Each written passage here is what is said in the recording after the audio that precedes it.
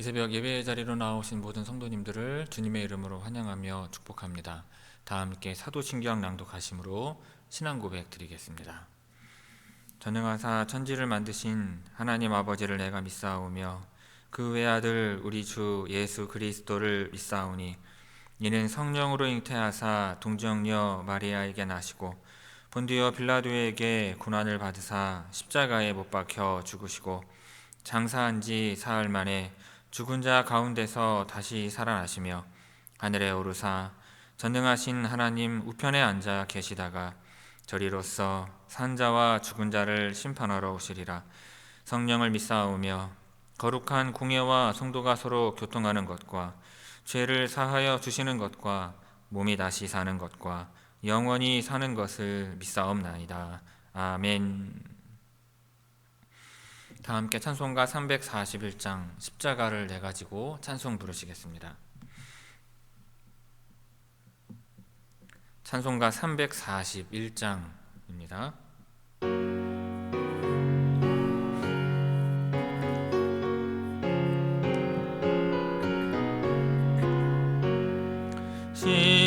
십자가를 내가 지고 주를 따라갑니다. 이제부터 예수로만 나의 보배 삼겠네.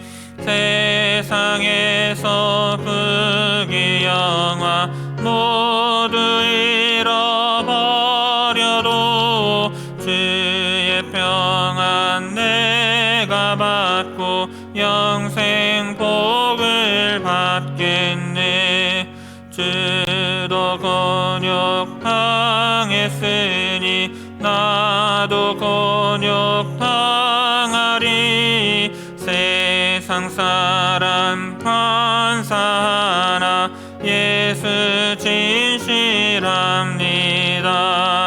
예수 나를 사랑하사 빛난 얼굴 보이면 원수들이 미워해도 염려할 것 없겠네. 내가 핍박 당할 때에 주의 품에 안기고 세상 고초 당할수록 많은 위로 받겠네. 주가 주신 기쁨 외에 기뻐할 것 무엇냐. 주가 나를 사랑하니 기뻐할 것뿐일세. 아멘.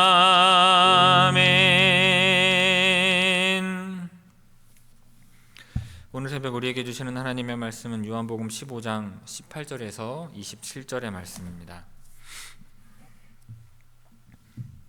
요한복음 15장 18절에서 27절의 말씀입니다. 제가 봉독하겠습니다. 세상이 너희를 미워하면 너희보다 먼저 나를 미워한 줄 알라. 너희가 세상에 속하였으면 세상이 자기의 것을 사랑할 것이나 너희는 세상에 속한 자가 아니요 도리어 내가 너희를 세상에서 택하였기 때문에 세상이 너희를 미워하느니라. 내가 너희에게 종이 주인보다 더 크지 못하다 한 말을 기억하라. 사람들이 나를 박해하였은즉 너희도 박해할 것이요 내 말을 지켰은즉 너희 말도 지킬 것이라. 그러나 사람들이 내 이름으로 말미암아 이 모든 일을 너희에게 하리니 이는 나를 보내신 이를 알지 못함이라. 내가 와서 그들에게 말하지 아니하였더라면 죄가 없었으려니와 지금은 그 죄를 핑계할 수 없느니라. 나를 미워하는 자는 또 내 아버지를 미워하느니라. 내가 아무도 못한 일을 그들 중에서 하지 아니하였더라면 그들에게 죄가 없었으려니와 지금은 그들이 나와 내 아버지를 보았고 또 미워하였도다. 그러나 이는 그들의 율법에 기록된 바 그들이 이유 없이 나를 미워하였다 한 말을 응하게 하려 함이라. 내가 아버지께로부터 너희에게 보낼 보혜사 곧 아버지께로부터 나오시는 진리의 성령이 오실 때 그가 나를 증언하실 것이요 너희도 처음부터 나와 함께 있었으므로 증언하느니라. 아멘. 이 새벽 말씀을 통해 주시는 은혜가 충만하게 임하기를 바랍니다. 자, 오늘 본문에서 예수님은 제자들에게 세상이 자신을 미워한 것처럼 그들도 미워할 것이라 경고하십니다. 이는 그들이 세상에 속하지 않고 예수님의 선택을 받았기 때문임을 말씀하십니다. 먼저 18절 19절 말씀 봅니다. 세상이 너희를 미워하면 너희보다 먼저 나를 미워한 줄을 알라. 너희가 세상에 속하였으면 세상이 자기의 것을 사랑할 것이나 너희는 세상에 속한 자가 아니요 도리어 내가 너희를 세상에서 택하였기 때문에 세상이 너희를 미워하느니라.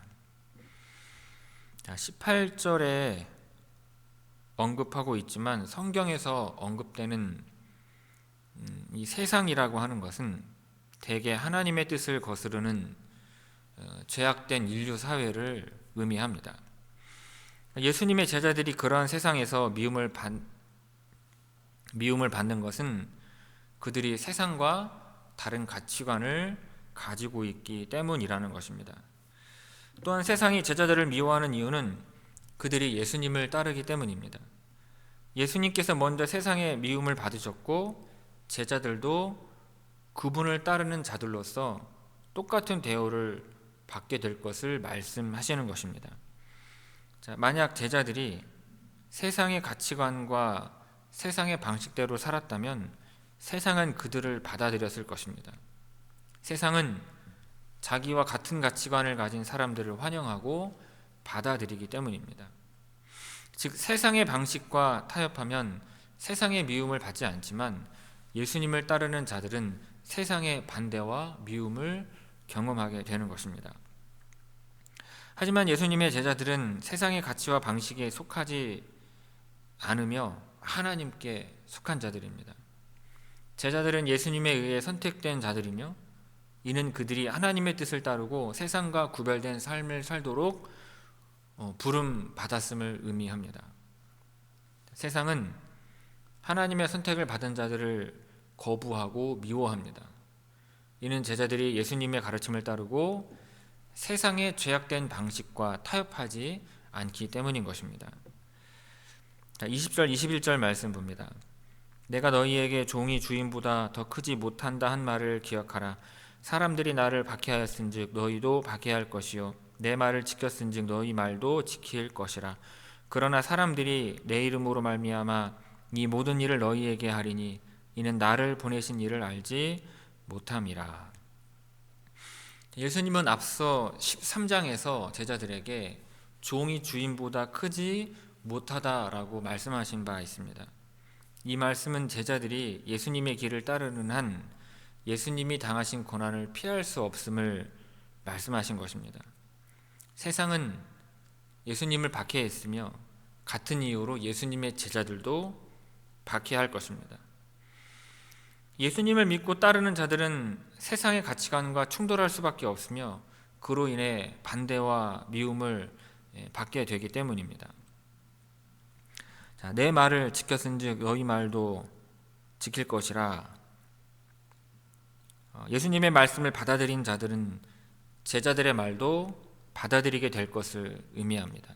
즉 하나님의 말씀을 따르는 자들은 제자들의 가르침도 따르게 될 것을 말씀하시는 것입니다. 세상이 예수님과 제자들을 박해하는 이유는 하나님을 알지 못하기 때문입니다. 즉 하나님을 참으로 알았다면 예수님과 그분의 말씀을 받아들였을 것입니다. 그러나 그들은 하나님을 모르기 때문에 예수님을 거부하고 제자들까지도 박해하는 것입니다. 22절 23절 말씀 봅니다. 내가 와서 그들에게 말하지 아니하였더라면 죄가 없었으려니와 지금은 그 죄를 핑계할 수 없느니라.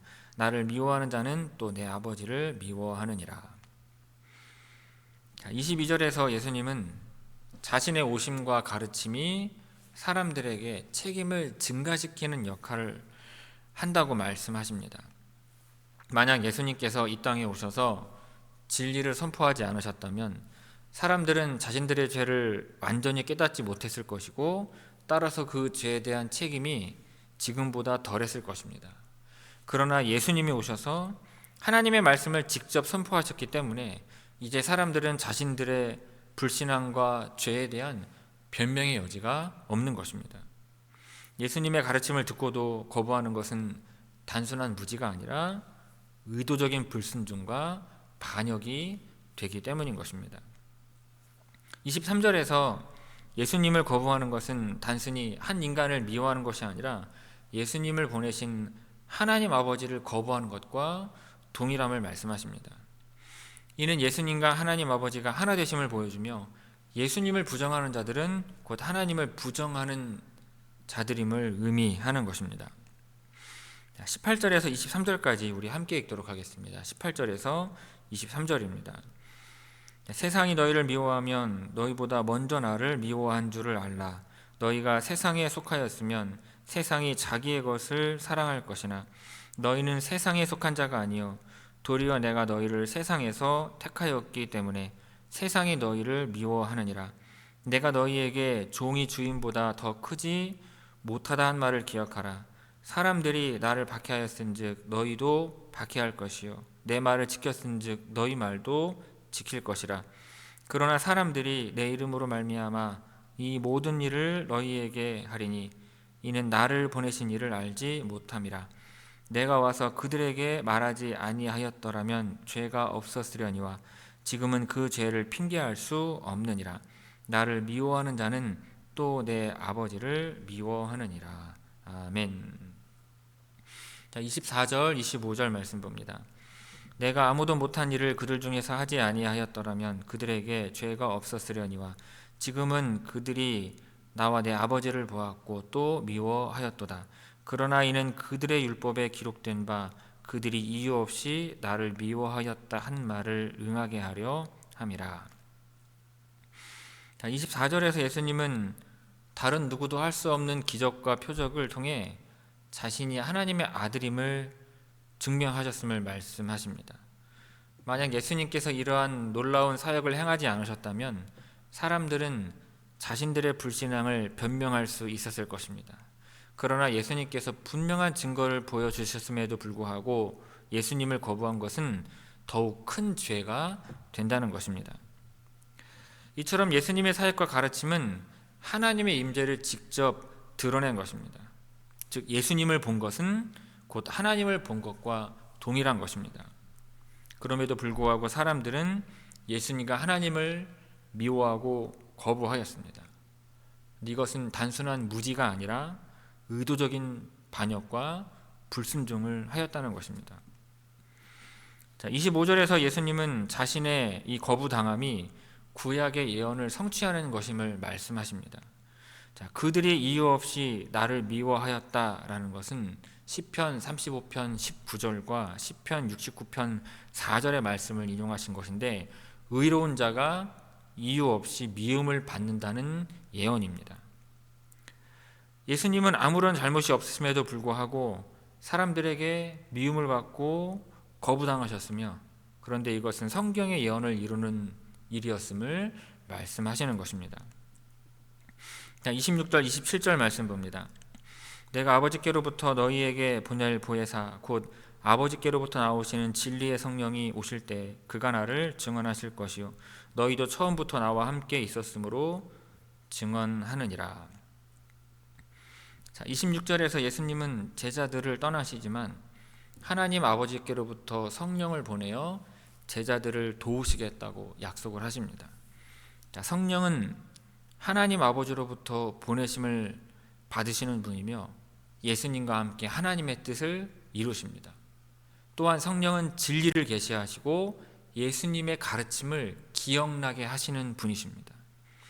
성령의 사역 중 하나는요, 예수님을 증언하는 것입니다. 즉 성령은 예수님의 말씀과 사역이 참되다는 것을 확증하고 이를 제자들에게 깨닫게 하시는 역할을 하시는 것입니다. 27절은 제자들이 성령의 도우심을 받아 예수님에 대해 세상에 증언하는 사명을 가지게 되었음을 말씀합니다. 제자들은 예수님의 공생애 동안 그분과 함께 직접 가르침을 받았고 기적을 목격했기 때문인 것입니다. 자, 24절에서 27절까지 우리 함께 읽도록 하겠습니다. 24절에서 27절까지 함께 읽습니다. 내가 아무도 못한 일을 그들 중에서 하지 아니하였더라면 그들에게 죄가 없었으려니와 지금은 그들이 나와 내 아버지를 보았고 또 미워하였도다. 그러나 이는 그들의 율법에 기록된 바 그들이 이유 없이 나를 미워하였다 한 말을 응하게 하려 함이라. 내가 아버지께로부터 너희에게 보낼 보혜사 곧 아버지께로부터 나오시는 진리의 성령이 오실 때 그가 나를 증언하실 것이요 너희도 처음부터 나와 함께 있었으므로 증언하느니라. 아멘.